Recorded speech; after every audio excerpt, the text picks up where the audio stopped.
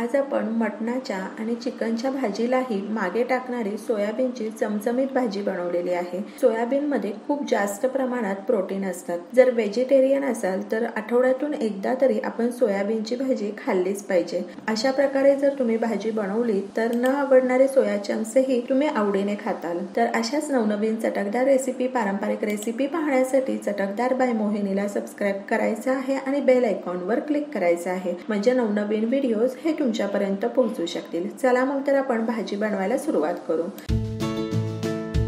तर या ठिकाणी आपण सोया चंक्स घेतलेले आहेत, त्यामध्ये गरम पाणी घालायचं आहे।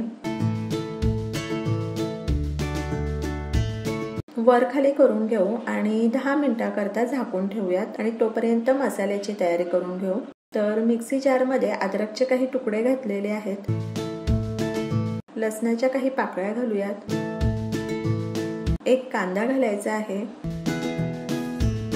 सुकं खोबरं घालूयात 2 ते 3 चमचे, कोथिंबीर घालायची आहे।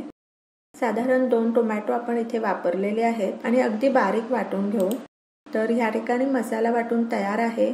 कढई गरम झालेली आहे, त्यामध्ये तेल घालायचं आहे, जिरे घालूयात, तमालपत्र घालायचं आहे, एक कांदा बारीक कापून घेतलेला आहे तो घालूयात आणि कांदा पण मध्यम आचेवर 3 ते 4 मिनिटांकरता परतवून घ्यायचा आहे। हळद घालूयात अर्धा चमचा, चमचा मिरची पावडर घातलेली आहे आणि वाटलेला मसाला घालूयात। मसाला पटकन सुटा होण्याकरता मंद आचेवर 5 मिनिटांकरता वाफ काढूयात। तर ह्या ठिकाणी 5 मिनिट झालेली आहे, मसाला सुटा होत आलेला आहे। आता मध्यम आचेवर छान परतवून घेऊ। कोथिंबीर घालायची आहे। तर या ठिकाणी तुम्ही पाहू शकता मसाला छान आपण मध्यम आचेवर सुटा होईपर्यंत परतवून घेतलेला आहे। त्यामध्ये अर्धा चमचा धना पावडर घालायची आहे, अर्धा चमचा जिरा पावडर घालूयात, अर्धा चमचा मिरची पावडर घातलेली आहे आणि 1 चमचा कांदा लसूण मसाला घालूयात, अर्धा चमचा हळद घालूयात, मिक्स करून घेऊ। भाजी आणखी चविष्ट लागण्याकरता 2 चमचे चिकन मसाला घालूयात। या ठिकाणी मी लकी चिकन मसाला वापरलेला आहे, तुम्हाला हवे त्या ब्रँडचा तुम्ही मसाला वापरला तरी चालेल। मिक्स करून घेऊ आणि सोया चंक्स मधलं पूर्ण पाणी काढून घ्यायचं आहे आणि चंक्स घालूयात। चवीनुसार मीठ घालायचं आहे